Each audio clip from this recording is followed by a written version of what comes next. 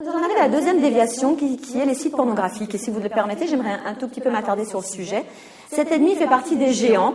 Et ils ne sont pas tous des David qui se sentent de l'affronter, malheureusement. Et la pornographie, c'est quoi? La pornographie, c'est le moyen illégitime de combler un besoin légitime.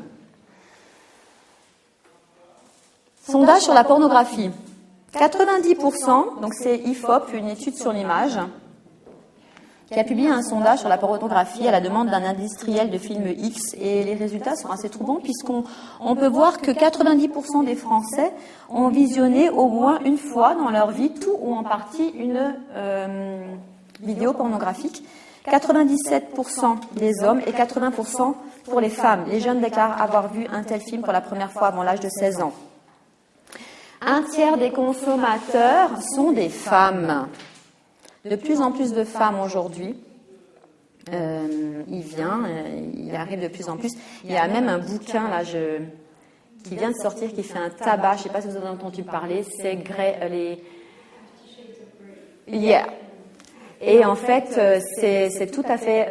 Ils appellent ça le porno pour maman, mommy porn.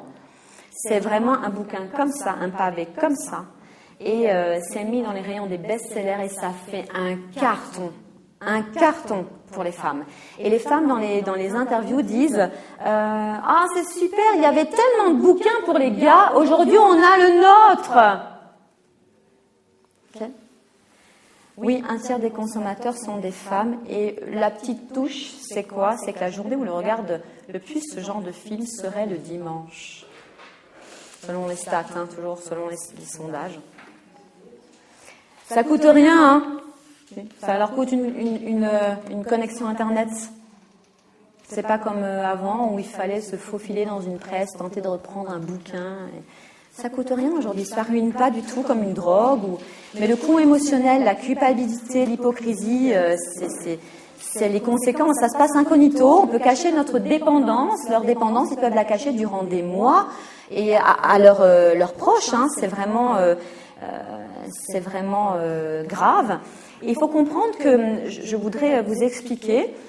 J'ai choisi volontairement ma feuille en plus parce que vraiment je voulais vous l'appuyer parce qu'au cours des relations sexuelles ou une recherche intense du plaisir sexuel, il faut comprendre qu'il y a des éléments chimiques nommés endorphines, baptisés l'hormone du bonheur. Peut-être que vous avez déjà entendu ça. Et qui envahissent le centre d'excitation, le neurone préoptique du cerveau au degré maximum. Le résultat, c'est quoi? C'est une sorte de sensation d'extrême euphorie, comme aucune autre activité ne peut nous en procurer. Pendant les relations sexuelles ou pendant une recherche de plaisir sexuel par un site internet, des images, et j'en passe, un film ou différentes pratiques.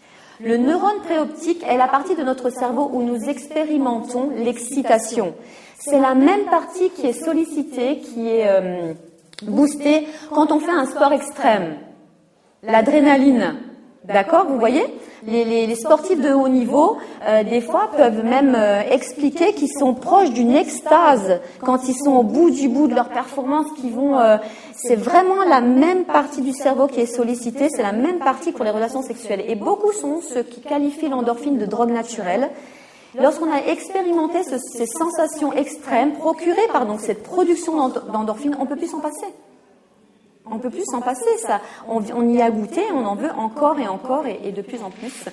Et le bien-être est immédiat et on en redemande. Et le gros avantage de l'endorphine, c'est qu'il se trouve dans le fait qu'il n'y a aucun effet négatif sur le corps, contrairement à d'autres substances. Il serait donc extrêmement difficile pour quiconque de faire une chose extrêmement plaisante qu'une seule fois. On n'est pas fou. Si ça nous a plu et que ça nous a procuré du plaisir, on y retourne. En plus, c'est pas dommageable, physiquement parlant. C'est pourquoi il est beaucoup plus difficile pour celui ou celle qui a déjà consommé, qui a déjà eu une relation sexuelle, de se tenir abstinent. Parce que son cerveau a déjà fait connexion avec le plaisir. Comprenez-vous? C'est pour ça. Donc, un ado qui a déjà entamé une relation sexuelle avec qui que ce soit et qui aujourd'hui est abstinent, ça va être beaucoup plus difficile pour lui de se tenir. comprenez-vous? Que quelqu'un qui n'en a pas eu, parce que son cerveau a peut-être fait d'autres connexions avec des plaisirs ailleurs, mais en tout cas pas celui-ci. D'accord? Voilà.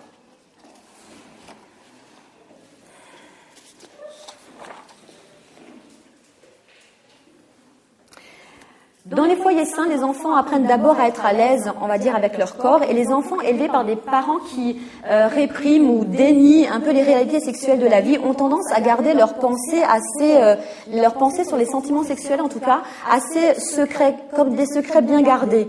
Et lorsque les enfants ne peuvent pas, les adolescents ne peuvent pas discuter librement de leurs pensées et de leurs sentiments sexuels, en tout cas avec leurs parents, ils sont privés d'une des façons les plus belles, les plus saines, de tester leurs pensées et leurs sentiments pour savoir s'ils sont appropriés.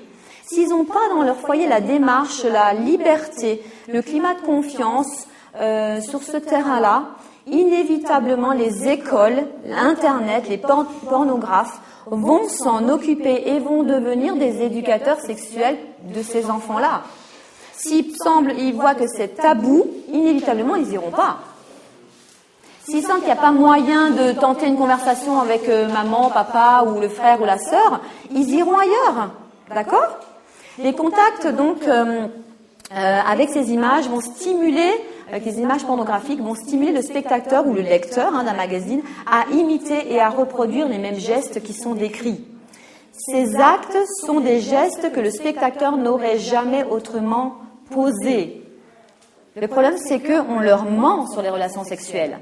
On leur ment sur le rapport. Le rapport sexuel devient faux, inexact et complètement inventé. Ils sont complètement séduits et deviennent dépendants de ça. Mais le souci, c'est que, à travers ce qu'ils voient dans les magazines, le rapport sur la durée, la violence des soi-disant objets à utiliser, le rapport, l'image qu'ils sont du rapport sexuel est complètement faux. C'est pas ça, la relation sexuelle. C'est pas ça, faire l'amour avec quelqu'un qu'on aime. C'est pas ça. Et en fait, souvent, il se trouve que le gars, souvent, vit sa première fois comme un échec. Parce que son mode, son référent, c'est ça. Et ça s'est pas du tout passé comme il pensait. Et je vous assure qu'ils sont nombreux comme ça. Et le sentiment, c'est que ils sont super déçus, ils sont nuls. Et je vous ai mis un gars, là, je leur ai mis un gars qui est tellement déçu, il est défaite, là. Ils se sont mis là, ils se disent, mais c'est quoi le problème?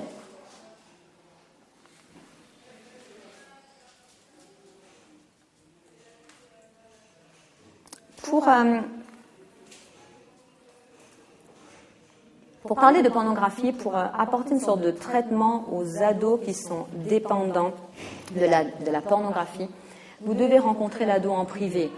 Comprenez-moi, si vous ne parlez pas de ce sujet-là, si vous ne parlez pas de pornographie, on va parler de masturbation, d'autostimulation, ce que je dis autostimulation, d'homosexualité, si vous ne lancez pas le sujet, ils ne viendront pas vous en parler. Tous les ados, les jeunes que j'ai eus en entretien privé dans des camps ou à travers des séminaires, des conférences, n'en avaient jamais parlé à leurs référents, parce qu'ils n'avaient jamais osé parler de ça. D'accord? Jamais. Ni à leurs parents, c'était verbalement, ils ont verbalisé pour la première fois ce genre de choses. Si vous ne lancez pas le sujet, ils ne vous en parleront pas. Pourquoi?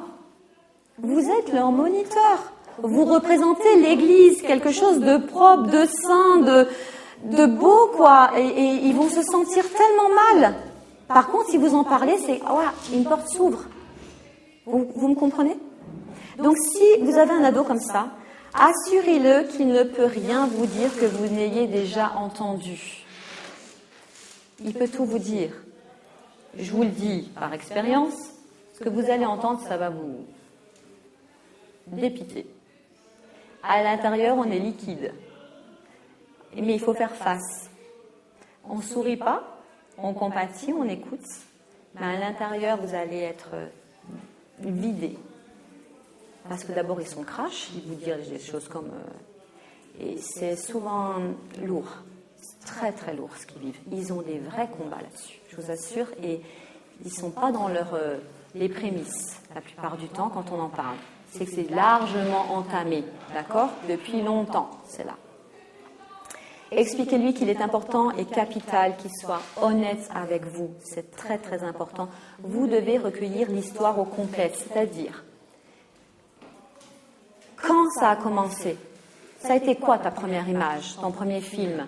Ça a été comment, avec qui, à quel moment de la journée, quand c'est répétitif. Parce qu'il va falloir, comment je peux dire, démasquer les façons qu'il a de tromper son monde, de duper son entourage. Vous comprenez? Il va falloir casser les forteresses de l'ennemi, parce que, et pour ça, il faut être très précis. Il faut demander à l'ado, ok, ta première image, ton premier contact, c'est ça. C'est un copain qui te l'a montré, ok. C'était où? Ah ben, c'était chez lui, ok. Il m'a montré sur le téléphone portable comment avoir des liens, etc. Ça se passe où? Ben, la plupart du temps, je visionne ça aux toilettes ou dans la salle de bain. À quel moment? Ben, le soir ou quand je rentre à 3h et qu'il n'y a personne à la maison. Ok. Vous voyez, voilà. Il faut savoir. Important. Et il faudra trouver des parades. Il faudra trouver des parades. Le ramener. Détruire tout le matériel pornographique, évidemment. Et à chaque fois qu'il est tenté d'y revenir, parce qu'il ne faut pas rêver, hein. Vous avez prié avec lui, on va mettre un suivi en place, ça reviendra. Hein. Ça reviendra, ça ne les lâche pas comme ça, cette affaire. Hein. Il faudra qu'il puisse vous appeler ou appeler quelqu'un. Il faudra passer une sorte de recyclage des fantaisies, recyclage des attitudes, recyclage du comportement sexuel. Et ça va se faire dans une période quotidienne de la lecture de la Bible. Il faudra rencontrer l'ado très, très, très, très souvent, prendre de ses nouvelles, l'encourager à tenir bon. Et à un moment, ça passera. 1 Corinthiens 6, 16, 17 nous dit « Ne savez-vous pas que celui qui s'attache à une prostituée est un seul corps avec elle, car il est dit, les deux deviendront une seule chair. Mais celui qui s'attache au Seigneur est avec lui un seul esprit. » Ils font alliance avec ça. Ils étanchent leur soif à une mauvaise source. Ne savez-vous pas que celui qui s'attache à une prostituée est un seul corps avec elle? Ne savez-vous pas que celui qui s'attache à l'immoralité va faire corps avec elle? Ils deviendront une seule chair. C'est le même mot que de Genèse 2, 24 qui dit « Ils deviendront une seule chair ». Là, c'est vraiment l'union, la fusion de deux choses, d'accord? J'en arrive sur la masturbation, parce que c'est lié à la pornographie, mais je vais appeler ça l'autostimulation, si ça ne vous gêne pas.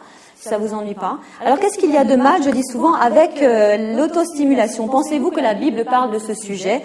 Donc, vous aurez plusieurs réponses. Il y en a qui vous diront que non, d'autres qui vous diront que oui. Moi, je vous dis, la Bible est pratiquement silencieuse sur ce sujet, en tout cas. Donc, c'est pour ça qu'il est dangereux d'être assez intransigeant.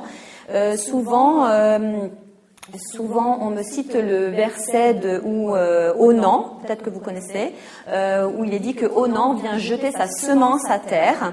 Et en fait, il faut comprendre que Onan a jeté sa semence à terre. Il est dit pas parce qu'il a été puni de mort.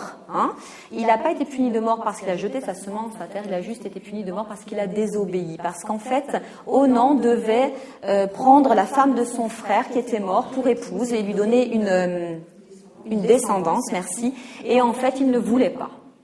Et il a été puni parce qu'il n'a pas obéi, pas parce qu'il a jeté sa semence à terre. Donc, c'est le seul passage vraiment où il y aurait éventuellement un parallèle, en tout cas, sur l'autostimulation. Alors, si la Bible n'en parle pas comme étant un péché, comment cela pourrait être si terrible? Je leur demande. Alors, je vais leur expliquer que... en quelques mots, pourquoi ce ne serait pas éventuellement une activité assez acceptable. Et chaque fois que je leur dis que la Bible ne mentionne pas spécifiquement une activité particulière, notre réponse doit être trouvée dans des principes dits corrélatifs, des principes d'origine correspondante. Par exemple, je leur dis, ils comprennent très vite, la Bible ne défend pas l'usage de la marijuana. Il n'est pas dit ne fume pas de shit. Ah, bah oui, souvent on m'a dit, bah c'est pas marqué, alors c'est bon. Oui, d'accord, mais différents principes comme traiter son corps comme un temple, ne pas s'intoxiquer, ne rien laisser nous dominer, a une portée, d'accord, sur la question, et par conséquent, vous conduire à une conclusion biblique que l'usage de la marijuana n'est pas acceptable, d'accord? Pareil pour l'autostimulation. Le souci avec l'autostimulation, c'est qu'elle est forcément liée à des rêveries, à des pensées sensuelles qui sont généralement impliquées dans cette activité. Excusez-moi, mais j'ai jamais entendu parler d'une personne qui s'auto-stimulait en pensant à un arbre ou à un caillou. Inévitablement, il y a des pensées, des images qui sont là avec ça. D'accord ? Sur ce point, évidemment, que Jésus y fait allusion dans Matthieu 5, 28, que celui qui regarde une femme pour la convoiter, donc la désirer, avoir envie d'elle, a commis avec elle dans son cœur un péché. À savoir que la convoitise n'est jamais assouvie, hein. Elle est jamais contente, elle est jamais rassasiée. Vraiment, la convoitise, c'est l'acte de désirer et c'est très fort chez l'humain.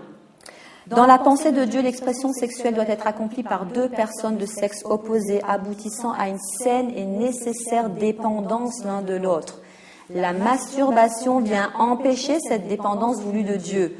Le masturbateur, l'autostimulateur devient autosuffisant.